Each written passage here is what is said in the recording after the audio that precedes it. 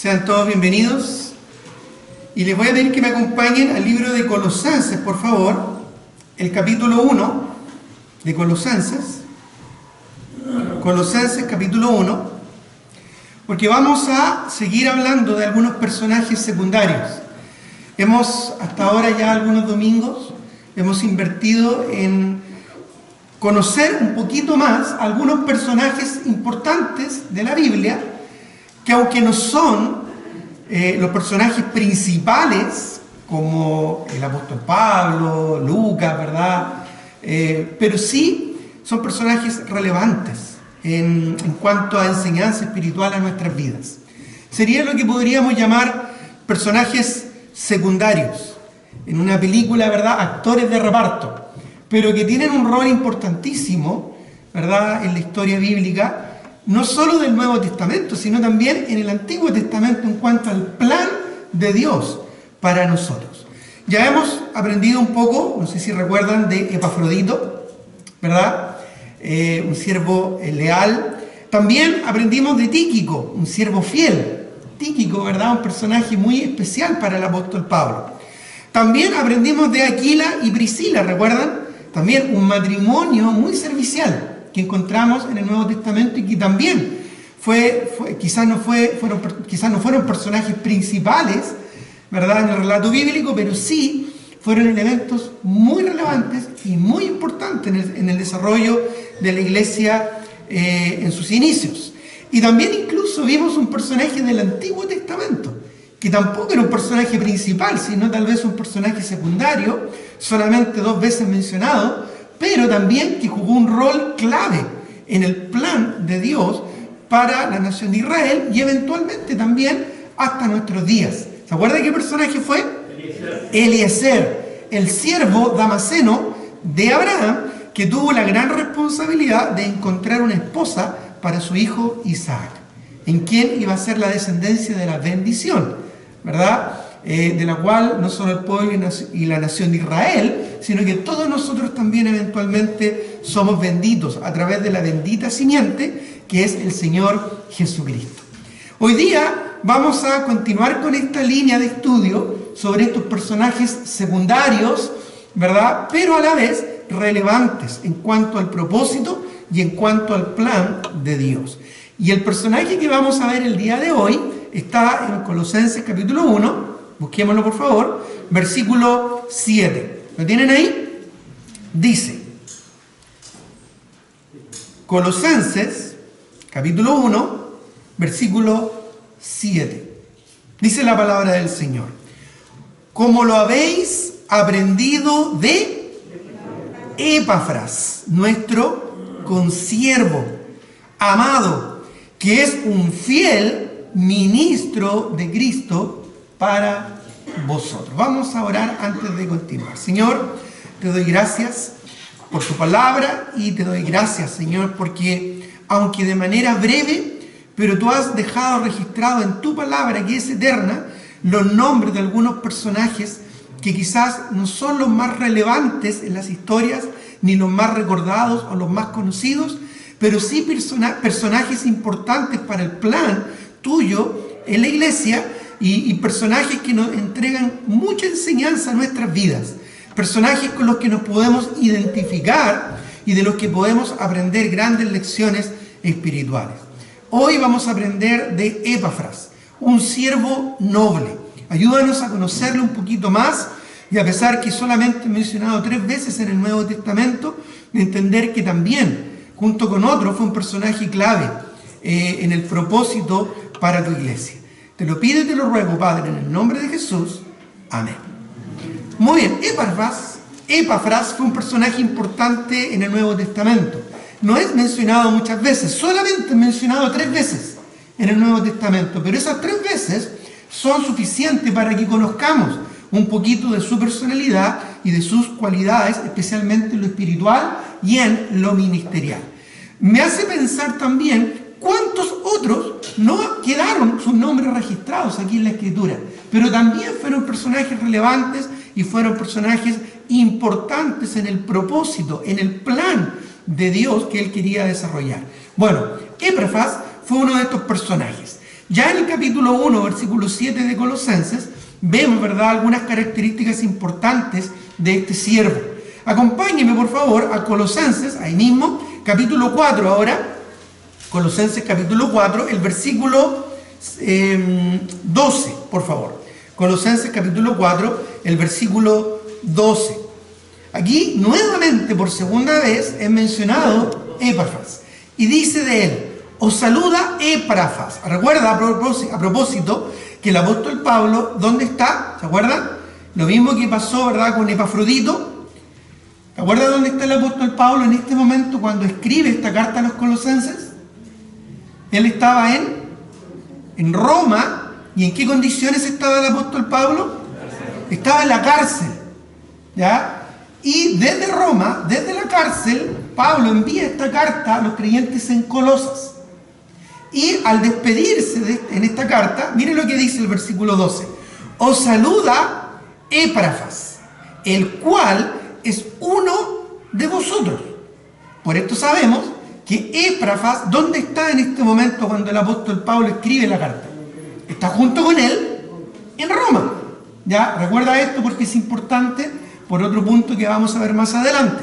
Entonces, desde Roma, Pablo escribe esta carta a los creyentes en Colosas, y al despedirse, ¿verdad?, de los hermanos, incluye los saludos de Epafras, que era de la iglesia de Colosas y que seguramente, al igual que Tíquico y Epafrodito, viajó a Roma para acompañar al apóstol Pablo en la cárcel, y desde allí manda saludos a los suyos, a su iglesia.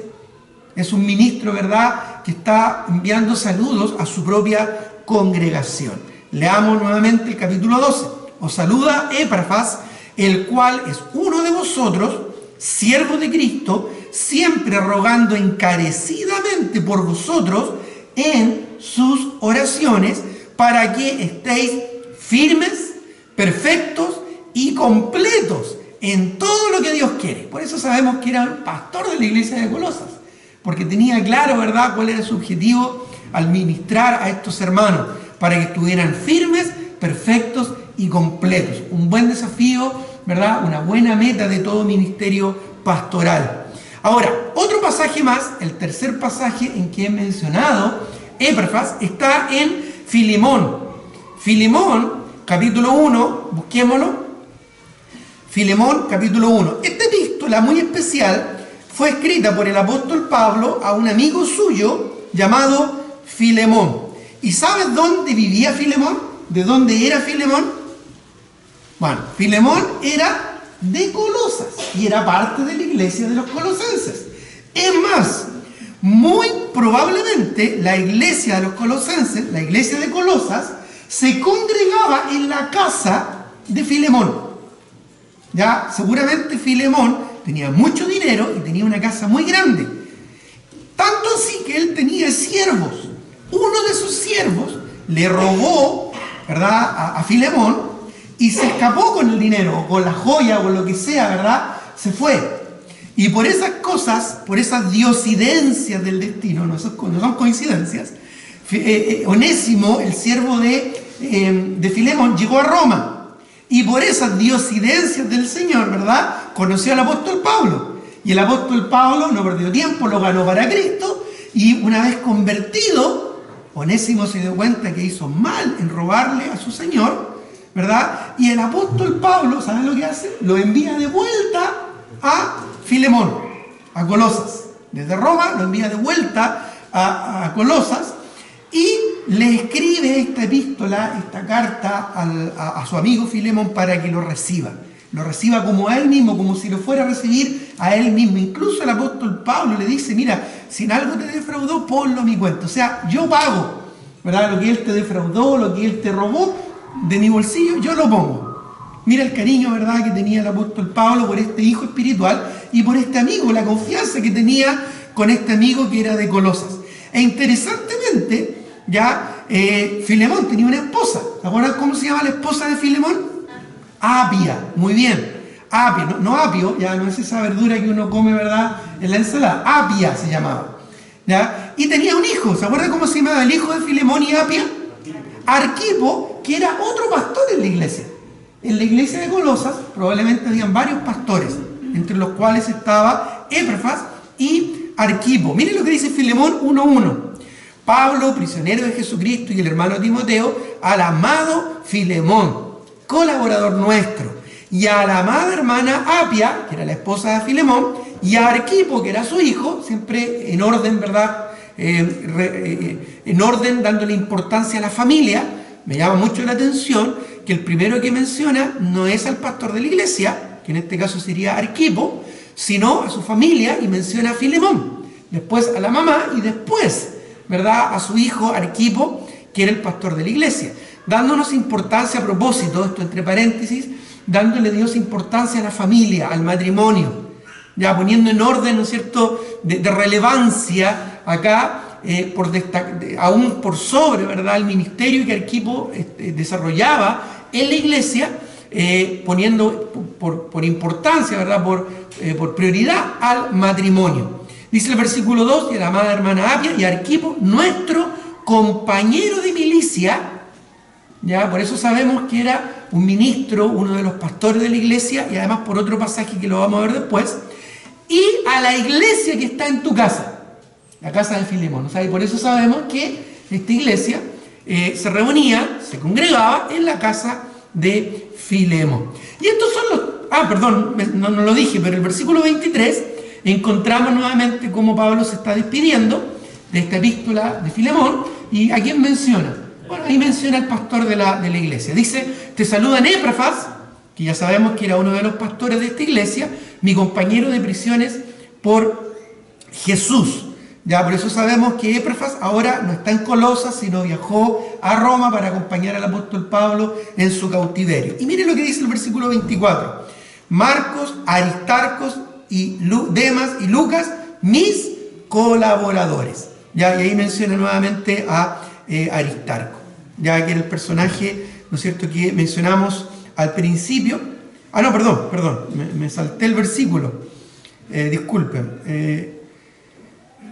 Arquipo no es mencionado acá, sino que Arquipo, para que no perder la idea, acompáñame a Colosenses, por favor.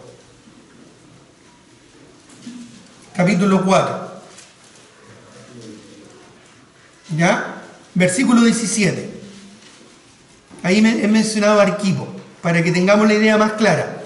Dice, decid a Arquipo, recuerda, cuando Pablo le escribe a la iglesia, ¿no es cierto?, a los colosenses, mandando los saludos de Epafras, que había viajado para allá, dice, decid a Arquipo, o sea, Arquipo se había quedado ahí en Colosas, mira que cumplas el ministerio que recibiste en el Señor.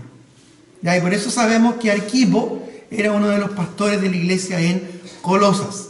¿Ya? Un mensaje bastante similar al que el apóstol Pablo le escribía a Timoteo, ¿verdad? Cumple tu ministerio, haz obra de evangelista, ¿verdad? Aviva el fuego del don que hay en ti. Bueno, Pablo también le está escribiendo a Arquipo, ¿verdad?, acerca de su ministerio allá en la iglesia de Colosas. Ahora, solamente mencioné 3 versículos donde se menciona a Epafras. Sin embargo, en estos 3 versículos encontramos abundante información del carácter, de la personalidad y de la actitud que Epafras tenía en cuanto al ministerio y al servicio al Señor. Y de estas características nosotros vamos a aprovechar para identificarnos con él y para también desafiarnos a aplicarlas en nuestras vidas. Así es que vamos a ver la primera característica que encontramos de Epafras. En primer lugar, vayamos nuevamente, ¿verdad?, a Colosenses 1:7, por favor. Colosenses capítulo 1, el versículo 7, que dice, como lo habéis aprendido de Epafras, nuestro, que dice, consiervo amado. Y ahí vemos la primera característica de este personaje, nuestro consiervo amado. Así que en primer lugar, vemos aquí un siervo amado. Si estás tomando apuntes, puedes anotarlo. Un siervo amado.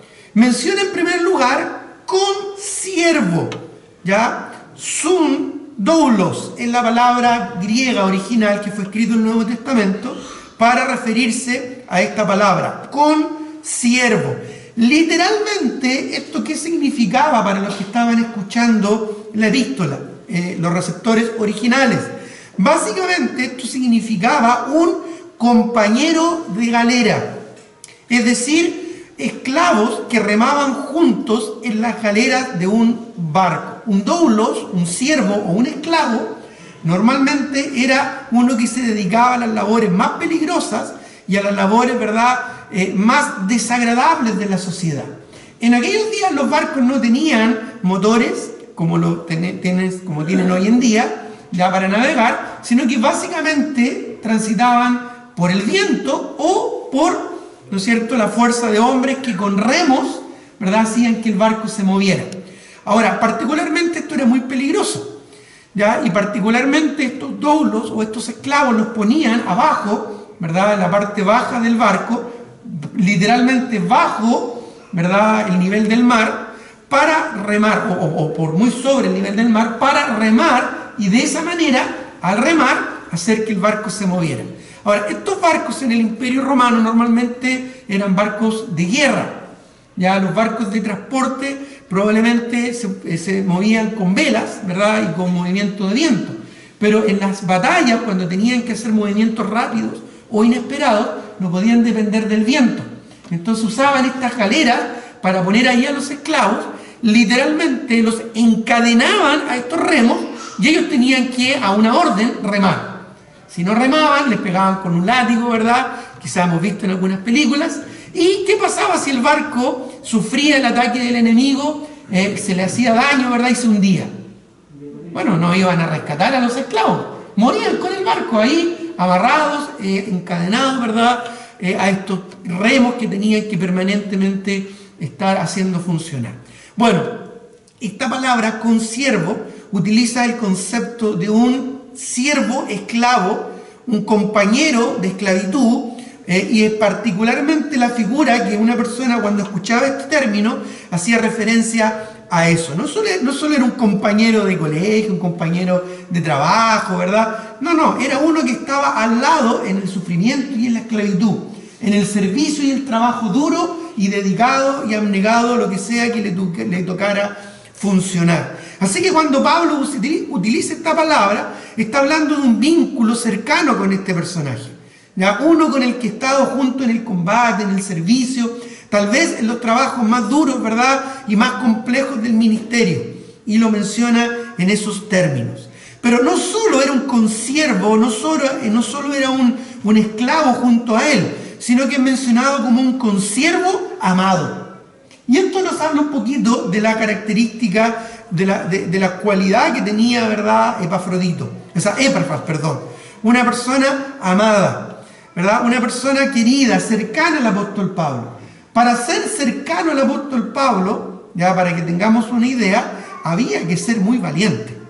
Ya vemos en la escritura descrito el ministerio que tenía el apóstol Pablo, de un lugar a otro, en la prisión, ¿verdad?, o náufrago en alta mar, o apedreado, o golpeado. O sea, para ser un compañero del apóstol Pablo había que estar dispuesto a todo. ¿Ya? Tenía que ser alguien valiente, tenía que ser alguien, ¿verdad?, que estaba dispuesto aún a morir, ¿verdad?, solamente por el hecho de estar al lado del apóstol Pablo. Ya era, por decirlo así, un amigo peligroso. Si tú estabas con él, sabías que en algún momento algo te podía pasar. Ya era alguien que estaba ahí en la primera línea de combate, no alguien que estaba ahí en una oficina cómodo, no, era alguien que estaba ahí, como decimos más coloquialmente, ¿verdad?, donde las papas queman, o en la cancha, ¿verdad?, ahí en el fragor del combate. Ya no era básicamente, ¿verdad?, Pablo, un general que daba órdenes de manera lejana, sino más bien era un sargento, ¿verdad?, que estaba ahí en la batalla, en la lucha, y que tenía a sus compañeros de combate a su lado. Probablemente esa fue una de las características y esta cercanía, ¿verdad?, con Epafras, que fue considerado como un amado. Otros personajes en la escritura también fueron considerados amados. ¿Te recuerdas de algunos? Uno bien conocido en el Nuevo Testamento, por ejemplo, el apóstol Juan, ¿no es cierto? Por ejemplo, Juan capítulo 13, versículo 23, ¿ya? Juan capítulo 13, el versículo 23, encontramos acerca de esta característica en el apóstol Juan. Ya cuando estaban ahí en la cena del Señor y el Señor dijo que uno de ellos le iba a entregar, bueno, había uno de ellos, dice el verso 23, y uno de sus discípulos, al cual Jesús amaba, estaba recostado al lado de Jesús. ¿Ya? Esta era una forma del lenguaje en aquellos días para referirse a sí mismo. Era de mala educación escribir algo y referirse a uno mismo. ¿Ya? Incluso cuando uno escribe una carta hoy en día, ya, y la escribe y quiere referirse a uno mismo, ¿no es cierto? Dice quien suscribe la carta, ¿ya? O su servidor, para referirse a uno sin ser tan directo, ¿verdad? Bueno, en aquellos días se usaba esta forma de lenguaje para referirse a uno mismo, en tercera persona, ¿verdad? Diciendo, y uno de sus discípulos, se estaba refiriendo a él mismo, para no decir, y yo, Juan, que Jesús me ama.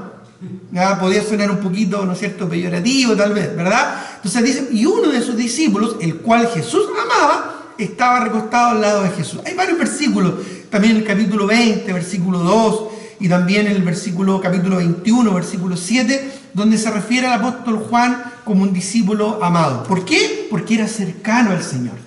¿Ya? Era uno de los discípulos que el Señor tenía siempre a su alrededor. ¿Te acuerdas cuáles eran los otros dos discípulos cercanos del Señor? Eran tres: Juan, Pedro y Jacobo, que estuvieron también, por ejemplo, junto con el Señor en el monte de la Transfiguración, o más cerca del Señor en el huerto de Getsemaní, poco antes de su crucifixión.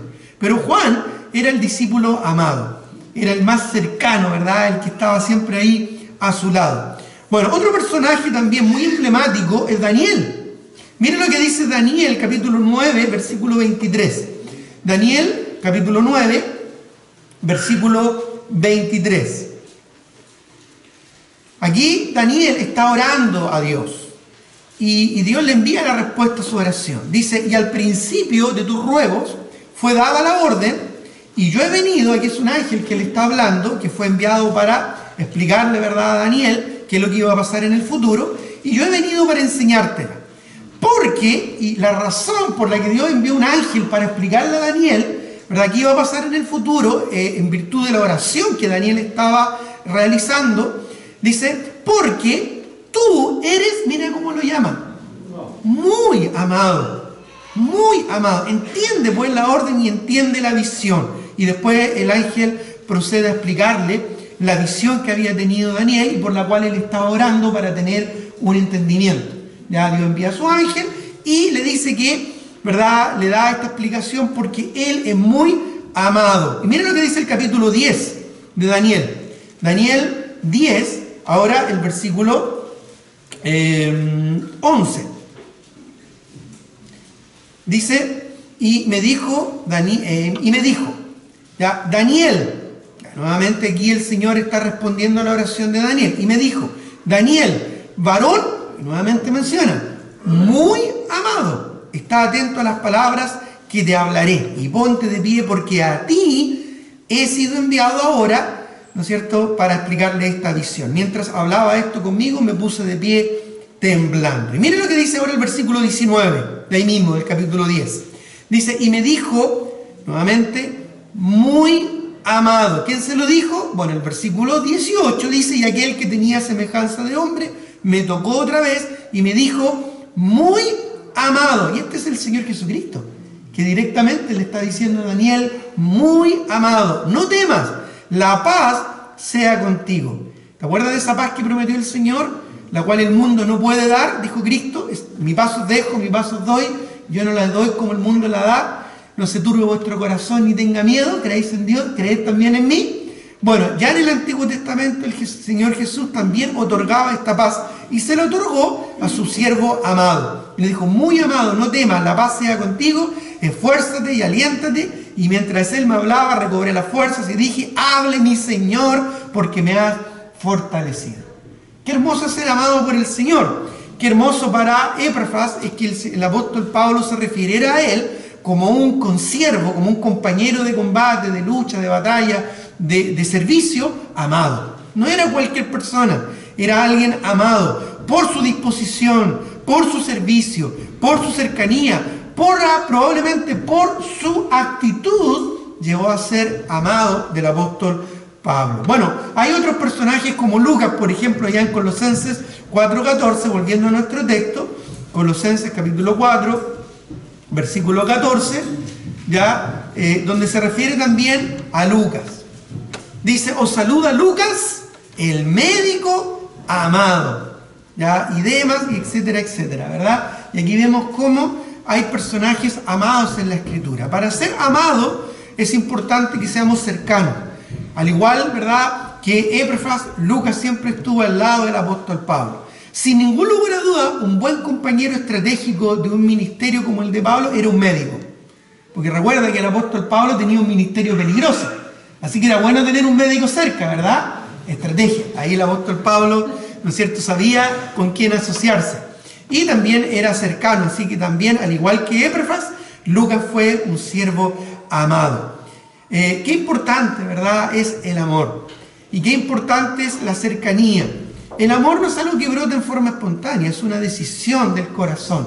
Una decisión en la cual uno se compromete con alguien que está a su lado para seguir adelante a pesar de cualquier circunstancia que se presente por delante. ¿Ya? El amor todo lo puede, todo lo cree, todo lo soporta, dice 1 Corintios capítulo 13.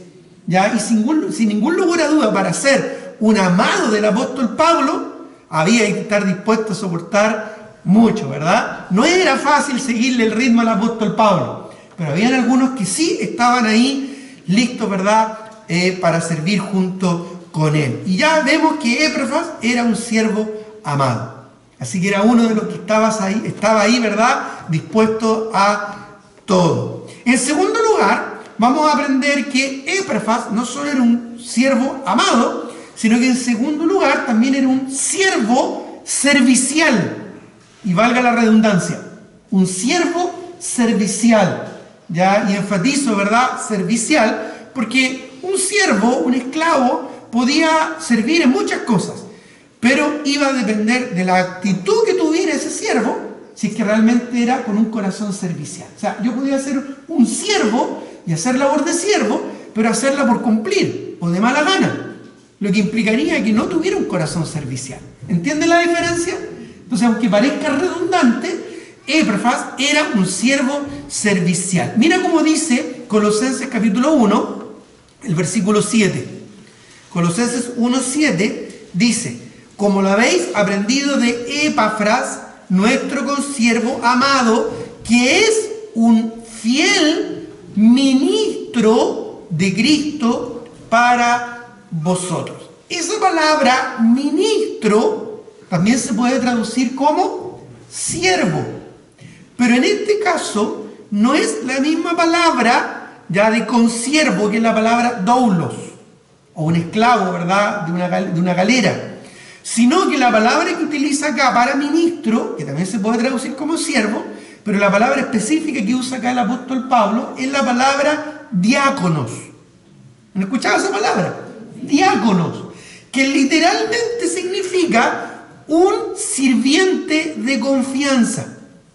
Es más, esta palabra se utilizaba mucho para referirse a lo que hoy en día llamaríamos un administrador.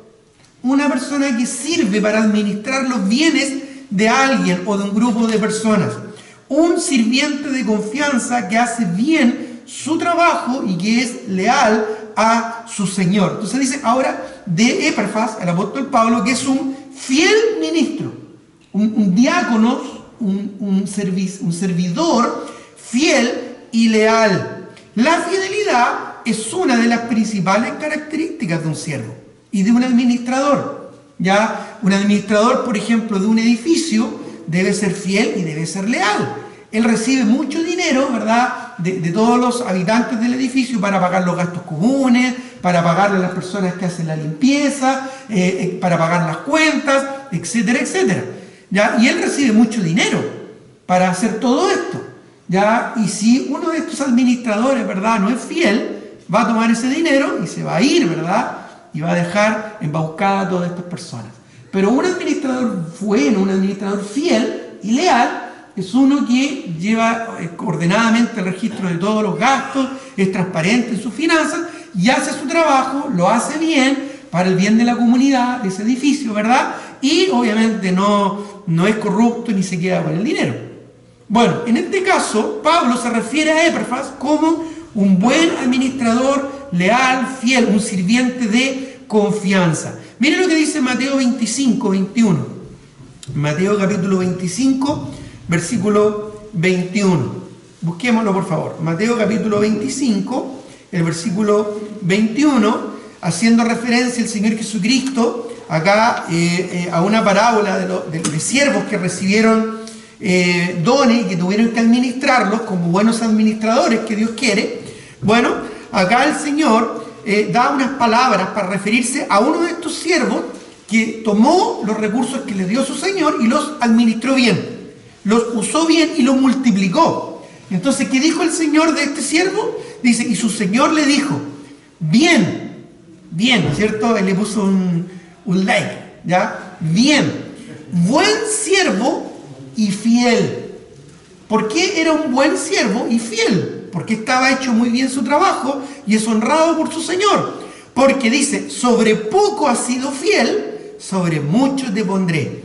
Entra en el gozo de tu Señor. Y nuevamente en el 23, también de otro siervo que también recibió un poquito menos, pero también lo administró bien y lo multiplicó, el Señor dijo lo mismo. Su Señor le dijo, bien, buen siervo y fiel, sobre poco has sido fiel, sobre mucho te pondré, entra en el gozo de tu Señor. Aquí aprendemos que no es importante la cantidad para el Señor, ¿ya? Porque en el caso del versículo 21 era más cantidad y en el caso del siervo del versículo 23 era menos cantidad.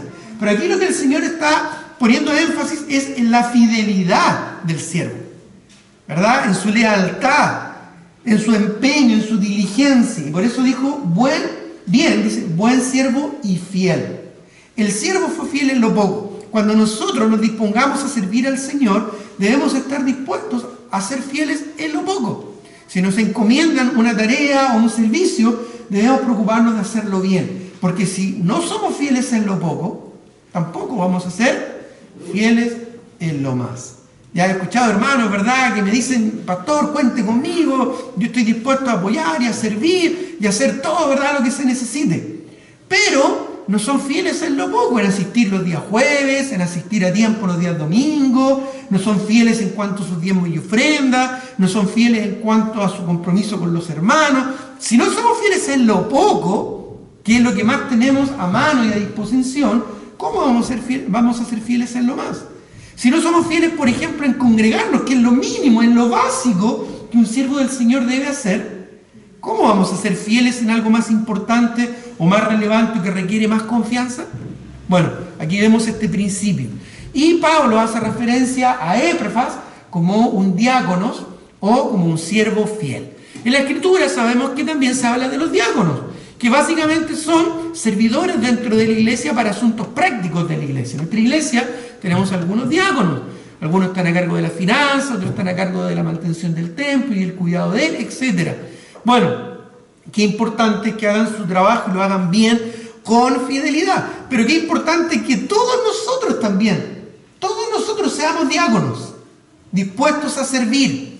Y a veces tenemos la actitud, no, si hay alguien a cargo de eso.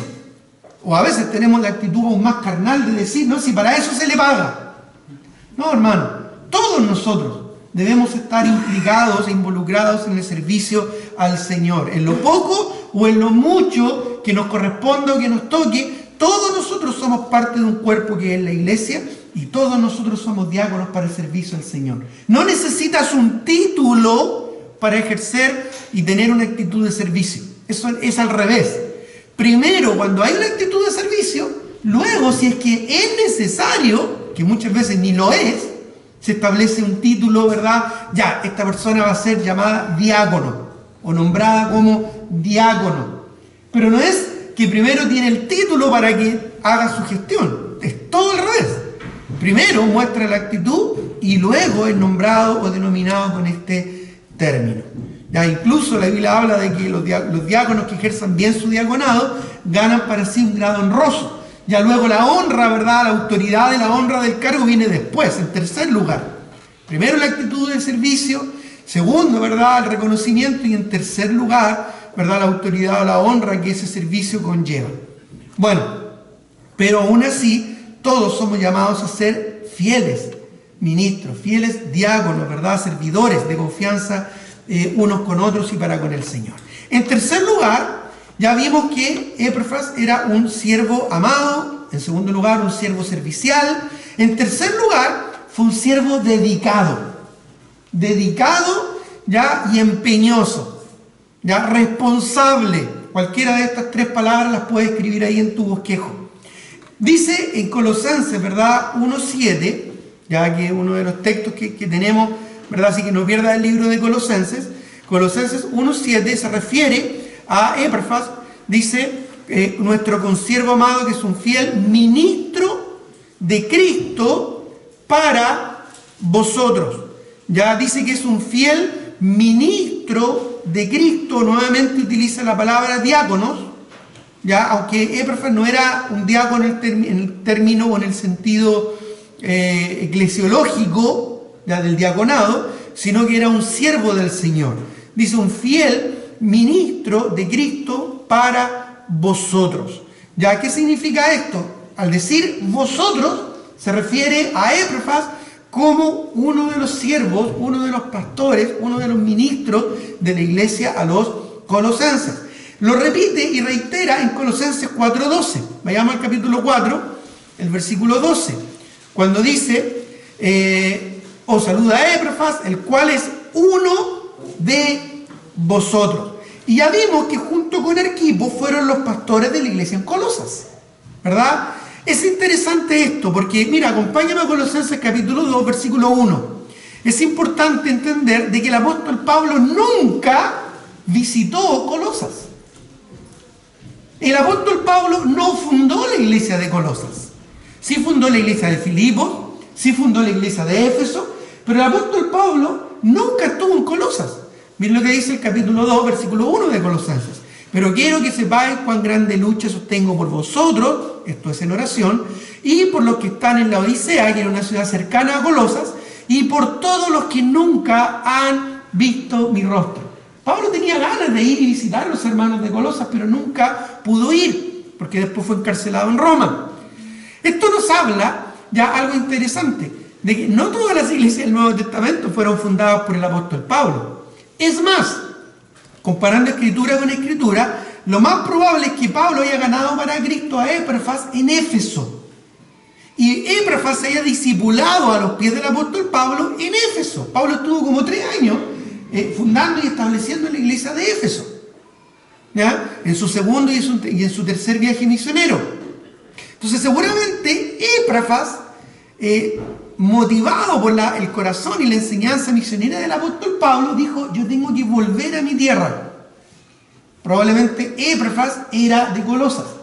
¿Y qué hizo? Volvió a su tierra y fundó esta iglesia. Qué interesante, ¿verdad? Y en esta iglesia estaba allí mismo funcionando como siervo, como pastor. Hoy en día son pocas las iglesias ya que tienen como pastor a alguien que haya nacido en la iglesia y se haya formado en la misma iglesia. La mayoría de las iglesias, los pastores vienen de otro lugar, tal vez de un seminario, de otros lugares, ¿verdad? Como misioneros. Son muy pocas las iglesias que tienen esa oportunidad de tener a uno de sus pastores como uno que nació en Cristo y se crió dentro de la misma iglesia. Quizás Epafras, quizás, ¿cómo se llamaba el hijo de Apia? Arquipo, ya habían nacido y se habían criado en la iglesia. Ya era uno de ellos, uno de vosotros. Era alguien que estaba dedicado al ministerio en su propia iglesia. ¿Ya? Así es que probablemente Epafras fue copastoreada junto a Arquipo por Epafras y fue uno de los misioneros, uno de los pastores que fundó esta congregación. Todo esto nos hace pensar que la iglesia de Colosas era una iglesia muy familiar y era una iglesia, ¿verdad?, que el apóstol Pablo nunca conoció, pero muy querida a la distancia por el apóstol Pablo. ¿Ya? Quizá acercar un poco a nuestra experiencia, podríamos pensar en la iglesia de Monte Águila. Muchos de ustedes no la conocieron, ¿ya? Pero fue una iglesia que fue fruto de alguna manera del ministerio pastoral de esta iglesia. Entonces, son hermanos que quizás nunca han visto su rostro, pero es una iglesia, ¿verdad?, que ya está fundada y establecida. o la iglesia de Piedra Viva, o la iglesia de San Felipe. Ya algunos no conocen a los hermanos, hay muchos de ustedes que probablemente no conocen a los hermanos allá en San Felipe, pero igual oramos por la iglesia de San Felipe, y son amados en el Señor. Bueno, entonces vemos que Epafras fue un siervo dedicado, fue un siervo que se dedicó a ser el ministro y pastor de esta iglesia. Ahora, podría hacernos caber la pregunta, entonces, ¿por qué ahora envía saludos desde Roma? ¿Por qué ahora no está ahí ministrando en su iglesia en Colosas, sino que está junto con el apóstol Pablo en Roma? Bueno, esa pregunta la vamos a responder en un momento más, ¿ya? Porque efectivamente el apóstol Pablo estaba en Roma, estaba prisionero, y era costumbre en aquellos días que un prisionero importante tuviera a su servicio a alguien que le ayudara en sus necesidades. Pero había una letra chica, ¿ya? Para poder servir a alguien que estaba encarcelado en aquellos días, esa persona que iba a servir también tenía que ser un prisionero. Es decir, tenía que estar encarcelado en las mismas condiciones que la persona que estaba en la cárcel. Ahora, ¿quién voluntariamente se metería a la cárcel? No a hacer una visita, no estamos hablando de una visita dominical, ¿verdad?, de la cárcel. No. ¿Quién de nosotros estaría dispuesto a ir a la cárcel y ser tomado y tratado y quedarse ahí en la cárcel como un prisionero para servir y ayudar a otro prisionero que está en la misma cárcel? A lo más quizás alguien dentro de la misma cárcel podría, si es que se conocen, ¿verdad?, ayudarse mutuamente. Pero vemos que Epafras lo hizo. Por eso es que él estaba en Roma. Miren lo que dice, por favor, Filipenses capítulo 1, versículo 23. Filipenses está antes de Colosenses. Capítulo 1, versículo 23. Perdón, me equivoqué, no es Filipenses, es Filemón. Disculpen. Filemón, ya, capítulo 1, el versículo 23. Dice: te saludan Epafras, mi compañero de prisiones por Cristo Jesús. Epafras estaba en la cárcel por Cristo Jesús, por ser un siervo de Cristo en servicio de otro siervo de Cristo, que era el apóstol Pablo. Así que aquí aprendemos que era un siervo abnegado. Abnegado. Él, ¿verdad?, se despojó de su libertad, se despojó de su comodidad para entrar en un régimen de un prisionero, de una persona en la cárcel, para poder estar con su amigo Pablo y poder servirle. Aquí aprendemos entonces, ¿verdad?, que no solo Epafras fue un siervo amado, no solo fue un siervo servicial, no solo fue un siervo dedicado, sino que ahora en cuarto lugar fue un siervo abnegado. La abnegación es esa característica, ¿verdad?, de despojarnos de nuestros privilegios, nuestros derechos, nuestras comodidades para, ¿verdad?, servir a otra persona. Hoy en día se habla poco de esta palabra. Hoy en día parece que se da más importancia a los privilegios y a los derechos, y muy poco a las responsabilidades. Pero aún más allá, el voluntariamente dejar esto para, ¿no es cierto?, servir a otros. Escuchábamos en las noticias, o veíamos en las noticias, ¿verdad?, personas que han dejado su comodidad, su propio país, para ir a ser combatientes en esta guerra, ¿verdad?, allá en Ucrania, y exponer su vida, ¿verdad?, para servir a otras personas. Bueno, me parece bastante increíble, ¿verdad?, lo que hizo Epafras, de voluntariamente dejar de lado su libertad para ser un preso, ¿no es cierto?, y estar de esa manera junto al apóstol Pablo. De hecho, ahí en Filemón 1:23, que acabamos de leer, esa palabra compañero de prisiones, que para nosotros son dos palabras, en el griego, en el original, es una sola palabra, ¿ya? Sunai jamotolos, es rara la palabra, Sunai jamotolos, y literalmente significa un prisionero voluntario para el servicio de otro prisionero, ¿ya? Y es una palabra para referirse a una característica especial que se daba en aquellos días, ya de que alguien se metiera en la cárcel, quedara en la cárcel como un prisionero para servir a otro prisionero seguramente más importante.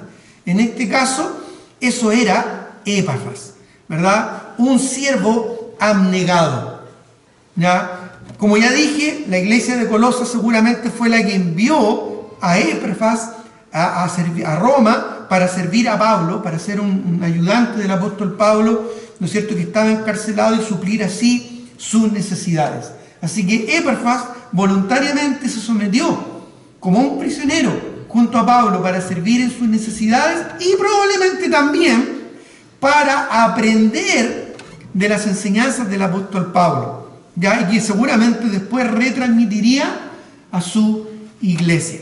Algo así como una conferencia para pastores, pero forzosa en la cárcel. Ya vamos a hacer una conferencia para pastores, ¿verdad? El que quiera venir para aprender y después transmitir la enseñanza a su iglesia, ni un problema. ¿Dónde va a ser? Bueno, va a ser en Colina 1. Oh, ya. ¿Y cómo va a ser el régimen? ¿No? Va a ser levantarse a tal hora, comida, está todo suplido, ¿verdad? Pero la letra chica va a ser en la cárcel. Bueno, imagínate algo así, ¿verdad? Para nosotros nos parecería extraño, pero en aquellos días así se da. Y ¿sabes? A propósito, entre paréntesis, ¿por qué era así? Porque no es como hoy en día los que están en la cárcel, es el Estado que subvenciona ya su alimentación, su salud, etcétera, etcétera. Pareciera que tuvieran más derechos que uno, ¿no? Ya la otra vez salió un reportaje, no sé cuánto dinero el Estado invertía en cada preso. Ya, una cantidad impresionante. Ya, ojalá uno pudiera tener un bono así todos los meses, ¿verdad? Ya, ni recuerdo cuánto era, pero no era una cantidad despreciable de dinero. Bueno, en aquellos días no tenían ese sistema. Entonces, básicamente, cuando metían a alguien en la cárcel, que se la arreglara solo. Entonces, ¿quién le llevaba alimento? Su familia, sus amigos. Ellos proveían lo que necesitaba este prisionero. Ese era el sistema que tenían en aquellos días. Entonces, por eso estaba este personaje, el Sunei Jamalotos, ya que era como el compañero voluntario de un prisionero que estaba ahí para ayudarle y para servirle. ¿Ya? Me da la idea, esto no lo puedo afirmar con certeza, que se turnaban ya estos hermanos que iban a acompañar al apóstol Pablo en su prisión. Tal vez Epafras era uno de ellos.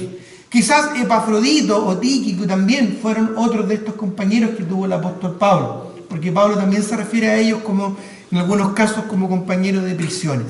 Ya, quizás se turnaban, ya un mes tú vas a estar preso y vas a servir al apóstol Pablo. Ya, otro mes me toca a mí. Ya, a mí me toca ir a la cárcel. Y ahí puedo estar con el apóstol Pablo. Sin duda que el apóstol Pablo, ¿verdad?, ahí encarcelado, no perdía su tiempo. Muchas de sus epístolas las escribió en la cárcel. Y muchos de la doctrina que muchos aprendieron de él, probablemente él la enseñó, ¿verdad?, en la cárcel. Sería algo así como el Instituto Bíblico Carcelario. ¿Ya? Bueno, interesante, ¿verdad? Y nosotros nos quejamos que tenemos que venir todos los domingos de 5 a 7 y media. ¿Ya? Y nos cortan la siesta del domingo. Mira qué patúos somos, ¿no es cierto? Y en aquellos días estaban dispuestos a ir a la cárcel para aprender, ¿no es cierto?, de la palabra del Señor. Bueno, son algunas diferencias que haríamos bien también nosotros, ¿verdad?, en considerar. Ahora, en quinto lugar, vamos a ver que Epafras era un siervo de Cristo. Miren lo que dice Colosenses 4:12. Volvamos a Colosenses, capítulo 4 ahora, el versículo 12. Dice: os saluda Epafras, el cual es uno de vosotros, siervo de Cristo. Ya, primero vimos que era un siervo amado, luego un siervo servicial, luego un siervo dedicado, después un siervo abnegado, y ahora vamos a ver que Epafras es nombrado como un siervo de Cristo. Literalmente esto significa, en el original, un esclavo del Mesías. Ahí utiliza nuevamente la palabra doulos, un esclavo del Mesías o de Cristo, del ungido. ¿Ya? Era un esclavo del Mesías, un siervo de Cristo. Él servía y ministraba como diáconos, ¿verdad?, como ministro en la iglesia de Colosas. Pero primeramente él era un siervo del Señor, era un siervo de Cristo. ¿Ya? Cualquier pastor es un ministro en su congregación. ¿Ya? Yo soy un pastor aquí en esta congregación. Pero antes de eso, soy un siervo del Señor, un siervo de Cristo. Mi lealtad y mi responsabilidad en primera instancia le corresponde al Señor, luego a la iglesia. De tal manera que si Dios da un mensaje, ¿verdad?, por medio de su palabra, duro, ¿verdad?, y quizás incluso doloroso, ¿ya?, mi primera responsabilidad es honrar a mi Señor. Porque Él me está diciendo, ¿verdad?, Él me está guiando a compartir esa palabra y esa enseñanza. Así es que mi primera responsabilidad no es agradar a la gente. Ningún pastor tiene esto como responsabilidad. ¿Ya? Algunos pastores quizás son más agradables que otros. Ya, me gusta ir a esa iglesia porque me gusta cómo predica el pastor. ¿Ya? Qué bueno, fantástico. Pero si el pastor predica duro, ¿verdad?, si el pastor predica fuerte, es porque el pastor, primero que nada, es un siervo del Señor, es un siervo de Cristo. Y va a compartir con su congregación lo que el Señor le está guiando a compartir. Duela o no duela, guste o no guste, ¿verdad? Por esa razón vemos, ¿no es cierto?, aquí a este siervo, ¿verdad?, como un siervo de Cristo. Porque finalmente, ¿a quién servimos? ¿A los hermanos? ¿A la iglesia? ¿Al pastor? Miren lo que dice Colosenses 3:24. Un capítulo antes en Colosenses. El versículo 24 dice: y todo lo que hagáis, hacedlo de corazón como para el Señor y no para los hombres. Ya, si tú vas a realizar un servicio acá en esta o en otra congregación, tú no lo haces para el pastor. Ya, tú lo haces para el Señor. Ya, no estás haciéndolo para que el pastor quede contento. Lo estás haciendo para que el Señor quede contento. Esto cambia la perspectiva, ¿verdad? Y cambia el enfoque de las cosas. Hacer las cosas para el Señor implica hacerlas con excelencia. No vamos a hacer algo ahí, ¿verdad?, a la rápida. Ya, si lo haces para el hombre o para el pastor, ¿verdad?, claro, lo puedes hacer ahí, ya no importa. Pero si lo hacemos para el Señor lo sabe todo. Él conoce todo, ¿verdad?, aún de nuestro corazón. Porque finalmente de la mano del Señor vamos a ser recompensados. De Él vamos a recibir recompensa. Miren lo que dice Efesios capítulo 6. Efesios capítulo 6, por favor. El versículo 5 al 8. Efesios 6, 5 al 8. Hablando aquí a los literalmente siervos de aquellos días. Los esclavos, los siervos que había en aquellos días. Dice: siervos, obedeced a vuestros amos terrenales con temor y temblor, con sencillez de vuestro corazón. ¿Qué dice? Como a Cristo. Sírvanle a sus señores como a Cristo, como servirían a Cristo. Dice: no sirviendo al ojo. ¿Qué significa servir al ojo? ¿Verdad? O sea, todos sabemos lo que significa servir al ojo. Cuando vamos, ¿verdad?, a un lugar público y hay un funcionario ahí que saca la vuelta, ya, pero llega el jefe y todo funciona. Ya, o una llamada del jefe y todo fluye. Pero si no está el jefe, lo vemos, ¿verdad?, pasearse al funcionario así con su cafecito, con su hervidor, ¿verdad?, con sus donas, ¿verdad?, y se da más 1000 vueltas. Bueno, servir al ojo es ponerse las pilas cuando está el jefe. Ya, y quizás en nuestro trabajo hemos visto algo similar. Aconseja, ¿verdad?, aquí el apóstol Pablo mismo a los sirvientes de la iglesia ya en Éfeso, no sirviendo al ojo como los que quieren agradar a los hombres, sino como siervos de Cristo, de corazón, haciendo la voluntad de Dios, sirviendo de buena voluntad como al Señor, no a los hombres. Si en algún momento tú estás haciendo un servicio aquí en la iglesia o para la iglesia y tu corazón, ¿verdad?, no es un corazón libre, si lo vas a hacer por cumplir, no lo hagas. No lo hagas porque estás ofendiendo al Señor. Finalmente de Él vamos a recibir la recompensa de lo bueno y de lo malo que hagamos. Y si lo haces con una actitud mala, solamente tú y nadie más que tú vas a sufrir perjuicio. Debemos hacerlo de buena voluntad como al Señor y no a los hombres, porque, dice el versículo 8, sabiendo que el bien que cada uno hiciere, ese recibirá del Señor, sea siervo o sea libre. El Señor es el que te va a recompensar, o el Señor es el que te va a disciplinar si tu corazón es un corazón egoísta o es un corazón de mala voluntad. ¿Ya? Todos yo creo que hemos vivido la experiencia de pedirle algo a una persona, cualquier cosa, un favor, lo que sea, y hemos visto que esa persona lo hace, pero de mala voluntad. ¿Ya? ¿Cómo uno se siente? Pucha, mejor nunca le hubiera pedido eso. ¿Ya? Imagínate cómo se siente el Señor. Cuando hacemos las cosas, pero las hacemos por cumplir nomás, o de mala voluntad. Si vas a hacer algo, hazlo con un corazón genuino, porque el Señor conoce tu corazón. Él pesa los corazones. Y cada uno va a recibir recompensa del Señor, sea bueno o sea malo. Así que tenemos acá un ejemplo de un siervo, ¿verdad?, dedicado. ¿Ya? Entonces, en primer lugar, tenemos un siervo amado. En segundo lugar, un siervo servicial. En tercer lugar, ¿se acuerdan? Un siervo dedicado. En cuarto lugar, un siervo abnegado. Y en quinto lugar, un siervo de Cristo. Un siervo de Cristo. Un siervo que sirve, y sirve como al Señor y no a los hombres.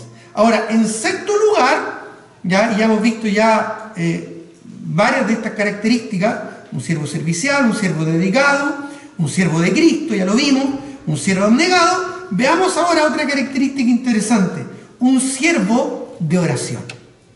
Miren lo que dice Colosenses capítulo 4, versículo 12. Colosenses 4, 12. ¿Lo tiene ahí? Colosenses 4, 12. ¿Qué dice? Colosenses capítulo 4, versículo 12 dice: os saluda Epafras, el cual es uno de vosotros, siervo de Cristo, ya lo vimos, siempre, toma nota, siempre rogando, ¿cómo?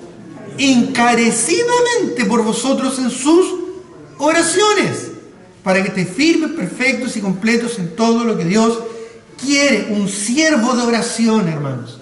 Un siervo de oración. Dice acá que el apóstol Pablo veía, ¿verdad?, a este compañero ahí de prisiones, ¿verdad?, y lo veía orando, lo veía rogando encarecidamente por sus hermanos allá en Colosas. Un siervo de oración, un pastor que está orando por su rebaño, un siervo de oración. Mira, es interesante las palabras que utiliza acá el apóstol Pablo, cuando dice: Epafras, el cual es uno de vosotros, siervo de Cristo, siempre rogando encarecidamente por vosotros. ¿Sabes cuál es la palabra griega para rogando o rogar? Tal vez la vas a reconocer, porque la raíz de esa palabra se utiliza también para otra palabra que conocemos muy bien. La palabra griega usada para rogar aquí, o rogando, ¿no es cierto?, es la palabra agonizomai. Agonizomai. Y literalmente significa agonía del cuerpo. Somai normalmente es traducido en el griego como cuerpo. Y agonizo, bueno, entendemos la palabra agonizar, ¿verdad? En nuestro español es casi transliterado. Es un sacrificio, es un esfuerzo más allá de lo normal. Y esa es la palabra que utiliza aquí el apóstol Pablo para referirse a las oraciones de Epafras. Una oración de ruego. No dice, ¿verdad?, siervo de Cristo, siempre pidiendo por la iglesia. No dice solo eso. O orando solamente. Después dice, menciona la oración, dice en sus oraciones. Usa una palabra bien específica. Rogando, dice. Rogando por vosotros. Rogando, viene esta palabra, agonizomai, que literalmente significa luchando, esforzándose enérgicamente y muchas veces sacrificialmente por algo. Es como cuando uno agoniza por algo, ¿verdad? Un ruego agonizante. Esa es la característica que vemos acá, que Pablo destaca de Epafras, este siervo de oración. Pero además, superlativamente añade algo más. ¿Ya? Utiliza acá, ¿verdad?, una forma de lenguaje para exaltar aún más esto. ¿Por qué?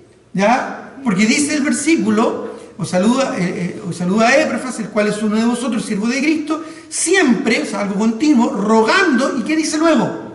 Encarecidamente. Encarecidamente. encarecidamente. Y esta palabra encarecidamente es otra palabra griega que se pronuncia huper.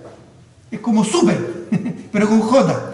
Huper. Y literalmente es sobre algo, denotando intensidad. Más allá o con mayor intensidad. O sea, el apóstol Pablo está exagerando, por decirlo de una manera, en el lenguaje para referirse a que Epafras era realmente un siervo que realmente rogaba por su iglesia. O sea, no era una oración de 5 minutos. No es la oración que tú haces antes de comer, o cuando te levantas en la mañana, o al acostarte. Es una oración del corazón. Es derramar el corazón a favor de su iglesia, de sus hermanos. Pregunto, ¿solamente el pastor debe tener este tipo de oración? ¿O nosotros también nos debemos los unos a los otros? Nosotros también debemos rogar por nuestros hermanos. ¿Y cómo debemos rogar? Un buen ejemplo nos muestra aquí Epafras. Encarecidamente, con un ruego agónico, esforzado e intenso por nuestros hermanos. ¿Y esto cuándo lo debemos hacer? ¿Una vez al año? ¿Cuál era la práctica de Epafras? Siempre. Siempre rogando encarecidamente por vosotros, es lo que dice. Jesucristo nos da un tremendo ejemplo en cuanto a esto. Y si podemos aprender, también debemos aprender de Él. Miren lo que dice Hebreos 5, 7 al 8, refiriéndose al Señor Jesucristo. No pierdas tu texto. Pero busquemos Hebreos 5. Hebreos, capítulo 5, versículos 7 al 8. ¿Lo tienes por ahí? Dice: y Cristo, en los días de su carne, o sea, en su ministerio terrenal, ofreciendo ruegos y súplicas, mira cómo lo menciona, ruegos y súplicas con gran clamor, tres hiperlativos, ¿verdad? Ruegos, ya en sí mismo es algo exagerado, súplica, y añade con gran clamor, y incluso añade aún más, y lágrimas, al que podía librar de la muerte. Ya rogó al Señor, y fue oído a causa de su temor reverente. ¿Cuándo ocurrió esto?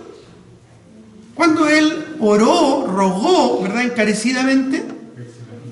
Cuando él le dijo al Señor: Padre, si es posible, pasa de mí esta copa, pero no se haga mi voluntad, sino la tuya. Miren lo que dice Lucas 22, 39. Lucas 22,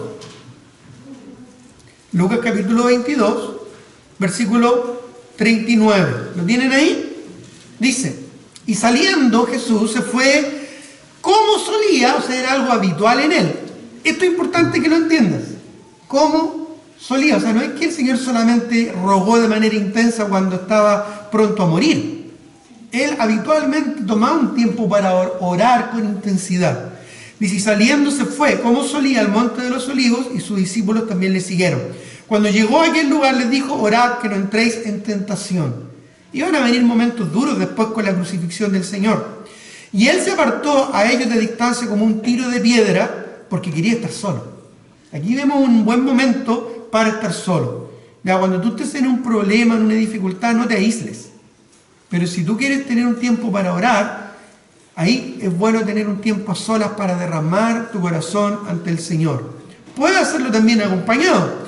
Dice el versículo: y puesto de rodillas oró, diciendo: Padre, si quieres pasa de mí esta copa, pero no se haga mi voluntad sino la tuya. ¿Y Dios respondió su oración? Dios respondió su oración.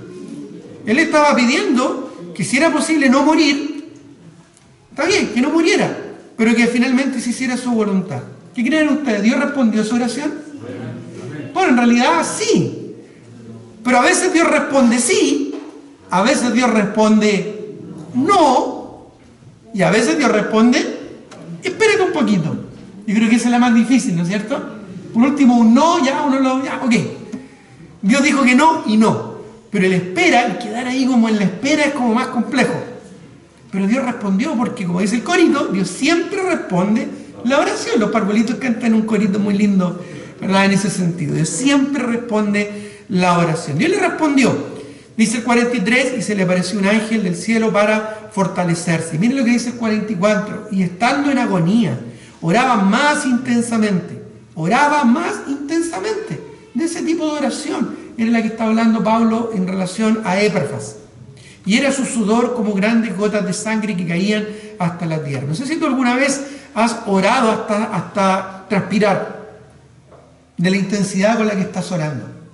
O, por último, has orado hasta llorar. Hasta el llanto, hasta el quebranto del corazón. El Señor dice, el corazón contrito y humillado no despreciarás tú, oh Dios. Es importante, ¿verdad? La oración intensa y profunda, ¿verdad? Finalmente, Jesús aprendió obediencia, porque el Señor le dijo, es importante que tú hagas esto, así que debes morir en la cruz. Y Él murió, y por eso Él dijo, no se haga mi voluntad, sino la tuya. Quedó con un corazón, ¿verdad?, emparentado con el Señor, homologado con el Señor. Pero vemos el ejemplo a nuestras vidas, ejemplo de abnegación, ejemplo de humildad, ejemplo, ¿verdad?, de dedicación en la oración. Hoy en día necesitamos no solo pastores, sino necesitamos hermanos y hermanas que rueguen al Señor en oración. La oración tiene gran poder, hermanos. La oración es el elemento fundamental en el crecimiento y multiplicación de toda iglesia. Una iglesia crece no porque tenga un templo más grande, no porque tenga más sillas, no porque tenga un mayor aforo, ¿verdad?, como estamos ahora manejando los asuntos, sino porque una mayor cantidad de sus hermanos estamos invirtiendo tiempo en la oración. Una iglesia crece hacia abajo. ¿Cómo es eso? Crece, pero de rodillas, arrodillado ante el Señor en oración. Y no necesariamente podemos estar de rodillas. Las oraciones más intensas probablemente no se hicieron de rodillas, se hicieron como Elías, ¿verdad?, de guata en el piso, rostro a tierra, ya humillados ante el Señor. Sea cual sea la postura física que tú tomes, que tu corazón sea el que esté rendido al Señor, como el corazón de Cristo, agónico y rendido en oración al Señor, como el corazón de Epafras, que rogaba encarecidamente, intensamente por su iglesia, por sus hermanos. Y finalmente, y en séptimo lugar, vemos en Epafras un siervo bien enfocado. Anótelo ahí, un siervo bien enfocado en sus objetivos ministeriales. Si quieres anotarlo más completo, un siervo bien enfocado en sus objetivos ministeriales. Ya vimos que Epafras fue un siervo, primero, amado. Segundo, un siervo servicial, que era redundante, ¿verdad? Tercero, un siervo dedicado. Cuarto, un siervo abnegado. Quinto, un siervo de Cristo, sirviendo al Señor. Sexto, un siervo de oración, que acabamos de ver. Y en séptimo y último lugar, un siervo bien enfocado en sus objetivos. Ya, nosotros una vez al mes con un grupo de pastores nos juntamos a orar y buscamos siempre mantener este mismo enfoque. Ya, porque es muy fácil, ¿verdad? A veces, años atrás, me acuerdo, en otro compañerismo nos juntábamos a orar. ¿Cuáles son las peticiones? Y casi el 90% de los pastores oraba para que la iglesia pudiera construir, para comprar un terreno, para que la iglesia se ampliara. Y no son cosas malas, no estoy diciendo que eso sea malo, todo lo contrario. Debemos también orar por aquellas cosas. Pero en realidad llegamos a la conclusión de que es mucho más importante, a la luz de la Escritura, orar por el crecimiento, desarrollo espiritual de la vida de los creyentes. ¿Y por qué oraba Epafras? Miren lo que dice el versículo 12 de Colosenses. Colosenses capítulo 4, el versículo 12. Ya estábamos ahí hace un momento atrás. Ya al final dice, siempre rogando encarecidamente por vosotros en sus oraciones, para que estéis firmes, perfectos y completos en todo lo que Dios quiere. En todo lo que Dios quiere. Recuerda que Epafras era uno de los pastores de la iglesia de Colosas. No pierdas ahí, Colosenses 4, pero si me acompaña a Colosenses 1:7, solo para recordártelo, dice, ¿cómo, dice el apóstol Pablo, cómo lo habéis aprendido de Epafras? ¿Ya? ¿Cómo lo habéis aprendido de Epafras, nuestro consiervo, amado, que es un fiel ministro de Cristo para vosotros? O sea, Epafras fue el que enseñaba, el que ministraba a la iglesia de Colosas. Y aquí en el versículo 12 del capítulo 4 dice, ¿verdad?, que su oración, su preocupación, su enfoque de ministerio, por decirlo de una manera, en su iglesia, era firmes, perfectos y completos. Este es un muy buen enfoque de ministerio. Esta es una muy buena filosofía de ministerio.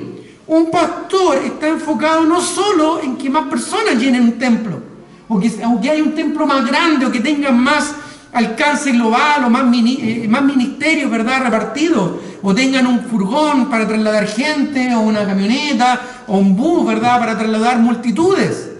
El enfoque principal de un pastor es el desarrollo espiritual de sus hermanos. Y aquí menciona 3 cosas que son esenciales: firmes, perfectos y completos. Firmes habla de vidas estables, vidas enraizadas en la palabra, no llevadas por cualquier viento de la doctrina o por estratagema de hombre. Hoy en día hay muchos vientos de doctrina. Hoy en día hay muchos énfasis que toman a los creyentes y los llevan para allá, para acá, y se va a un énfasis intelectual, o a un énfasis emocional, o se va a un movimiento, ¿no es cierto?, carismático, o a un movimiento reformado, o por ahí se va, ¿no es cierto?, a una forma y a otra. Una de las principales labores de un pastor es lograr que su iglesia, sus hermanos estén firmes, estén estables, estén enraizados en la palabra de Dios, para no ser inestables, arrastrados por el error. El inconstante, dice el hombre de doble ánimo, es inconstante en todos sus caminos. Necesitamos estar estables, firmes, arraigados y sobreedificados en Cristo y en su santa palabra. No en los movimientos, no en los razonamientos ideológicos, teológicos o emocionales que hay hoy en día, sino, hermanos, en la palabra del Señor, en la santa palabra de Dios. Ahí debemos estar enraizados. Ahí está el buen árbol, ¿verdad?, junto a corrientes de agua, que da su fruto a su tiempo y su hoja no cae, porque está enraizado en la palabra del Señor. Así que Epaphras tenía un ministerio bien enfocado en la estabilidad espiritual de sus hermanos. Pero no solo la firmeza, también oraba, rogaba para que fueran perfectos. Bíblicamente, y esto ya lo hemos explicado, no significa que seamos sin pecado, porque solo Dios es sin pecado. Aquí la palabra perfección no se utiliza en el sentido, ¿verdad?, moral. La palabra que se utiliza acá para perfección ya es la palabra teilos en griego, y se refiere a algo completo, algo que está completo. ¿Ya alguna vez has armado un rompecabezas? Y siempre cuando tú no sé usted, pero nosotros siempre que nos vamos de vacaciones con mi familia llevamos un rompecabezas. Y tenemos el desafío de armar un rompecabezas. Y siempre decimos, cuando estamos más o menos en la mitad, hoy falta una pieza, ¿no? Si hay una pieza que se perdió. ¿Ya, no es cierto? Y estamos ahí, y ya cuando estamos llegando al final y queda una, estaba la pieza. Y la tomamos, la ponemos, y después le sacamos una foto para decir, lo hicimos. ¿Ya? Y que quede el recuerdo, digamos, que completamos el desafío. Pero es típico que como que da la idea de que faltan piezas, ¿verdad? Bueno, a veces a nosotros también nos faltan piezas, ¿ya? Por no decir que nos falta un tornillo, ¿verdad?, para no ofender, ¿ya? Nos faltan de repente apretar algunos tornillos, eso sí, ¿ya? De repente necesitamos que nos aprieten un poquito, ¿verdad? Todos lo necesitamos. Bueno, Epaphras tenía ese corazón pastoral en que no solo estuvieran firmes y estables, sino perfectos o maduros. Esa es la idea. Un buen sinónimo de la palabra perfecto o teilos en griego es la palabra maduro, completo. Una persona madura supuestamente es una persona que está en el uso cabal, ¿no es cierto?, de su entendimiento, de su vida, de sus sentidos, etcétera, etcétera. Ya, a diferencia de un niño, ¿verdad?, o peor aún, de un adolescente. Porque un adolescente es eso, que adolece de muchas cosas, como el criterio, ¿verdad?, como el orden, la limpieza, bueno, todo lo que pasa con los adolescentes. Los que son papás de adolescentes saben a qué me refiero. Pero una persona madura o completa, está más completo, ¿verdad? Sus partes están allí. Obviamente esto hace referencia a ser conformados a la imagen de Cristo, como el centro de nuestra vida, y preparados para dar fruto en toda buena obra. ¿Te das cuenta que los niños muchas veces son inestables o desequilibrados? Porque les falta criterio, les falta enseñanza, les falta madurez. ¿Ya? ¿Alguna vez has tratado de equilibrar el palo de una escoba? Ya, tú pones la escoba, ¿verdad? Y lo pones ahí y tratas de equilibrarlo. ¿Has hecho ese juego? De niño a veces uno jugaba a eso. ¿Ya? Bueno, el centro, ¿no es cierto?, donde tiene que estar el centro de masa, ¿verdad?, el centro de gravedad, para poder mantener algo en equilibrio, ese centro para nosotros es Cristo. Y eso es lo que evita que nosotros nos desequilibremos, es decir, nos vayamos para un énfasis de acá o nos vayamos para un énfasis de allá. Porque hoy en día hay tantos movimientos, porque muchos no son ministerios cristocéntricos, donde Cristo sea ese centro del equilibrio, donde Cristo, ¿verdad?, Jesucristo sea el centro de nuestra vida. Eso es lo que nos da madurez. Eso es lo que nos da madurez en nuestra vida, el ser conformados a la imagen de Cristo, ser como Cristo. Por eso es que es importante estudiar la palabra, venir a la iglesia. ¿Sabías tú que todos los domingos el Señor no se pierde ninguna reunión? No como nosotros, que a veces nos perdemos reuniones porque estamos muy cansados, porque tenemos que hacer, etcétera, etcétera. Qué pena es cuando viene el Señor, porque Él viene todos los domingos y nosotros no venimos y no nos ven en la reunión. A veces decimos a los hermanos, te eché de menos en la reunión. Bueno, el Señor también nos echa de menos cuando nosotros no estamos. Porque Él siempre está. ¿Sabes por qué está? Porque Él ama a su iglesia. Él dio su vida por la iglesia. A veces he escuchado personas, ¿verdad?, decir, no, yo creo en Dios, pero no en la iglesia. Esto es porque no entiende realmente cuánto Cristo amó a su iglesia, tanto que se dio a sí mismo por ella. Donde hay 2 o 3 congregados, dijo Cristo, ahí yo estoy en medio. Si Cristo está en medio de su iglesia, yo debo estar allí. Y la iglesia, por supuesto, está compuesta de personas imperfectas y pecadores como todos nosotros. Así es que amar a Cristo es amar a su esposa. ¿Ya? ¿Te imaginas, verdad, que un amigo tuyo te dijera, oh, que somos amigos, pucha, te quiero, pero no soporto a tu esposa? ¡Wow! ¿Qué pasaría? Sin duda que esa amistad terminaría, ¿o no? Sin ningún lugar de duda. Imagínate que te diga, oye, qué buena onda, que somos amigos, ¿no es cierto?, juntos, nos llevamos súper bien, pero no, por favor, no paso a tu esposa. Ya, no quiero estar con tu esposa. No quiero verla ni en pintura. Ya, yo creo en ti y tu amistad, pero no en tu esposa. Sería como lo mismo. Yo creo en Cristo, creo en Dios, pero no creo en la iglesia. Nada que ver, ¿te das cuenta? Mira, Cristo ama a su iglesia y nosotros debemos estar en su iglesia y amarla, porque estamos todos, igual que un puzzle, igual que un rompecabezas, estamos todos en el mismo proceso.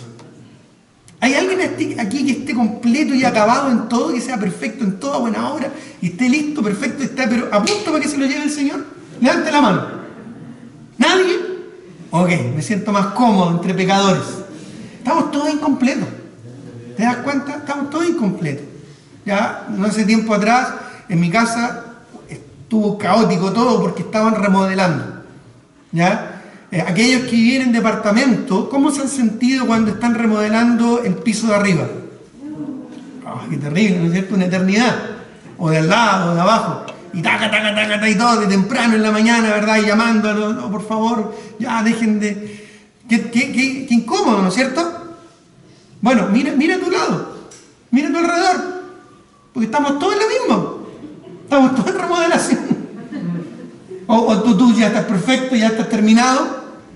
No, hermano, estamos todos en el proceso. Así que a veces nos vamos a complicar los unos con los otros porque estamos todos en el proceso. No hay nadie aquí que sea perfecto.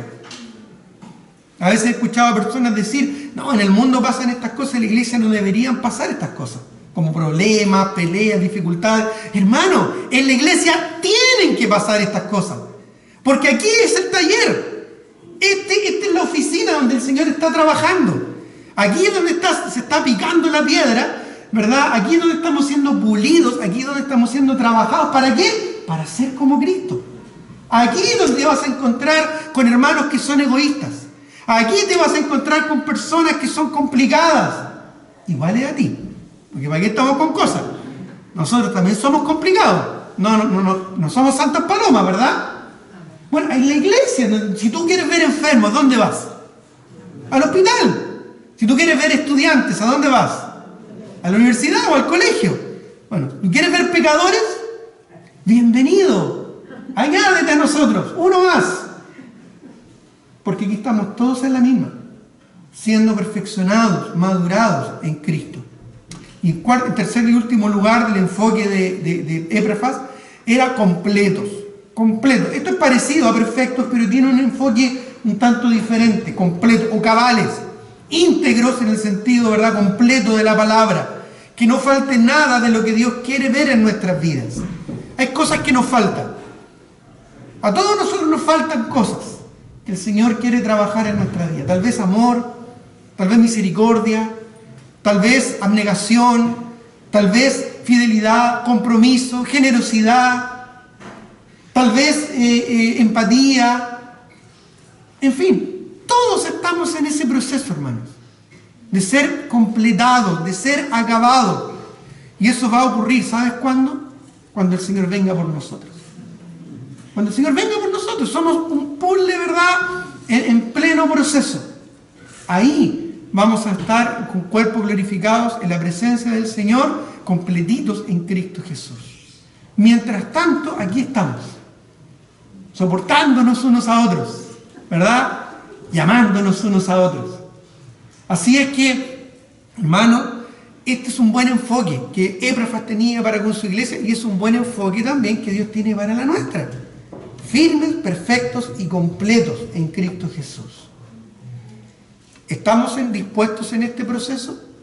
¿Tenemos un corazón como el de Éprafas? Aprendemos cosas interesantes de él, ¿verdad? ¿Las estamos aplicando en nuestra vida?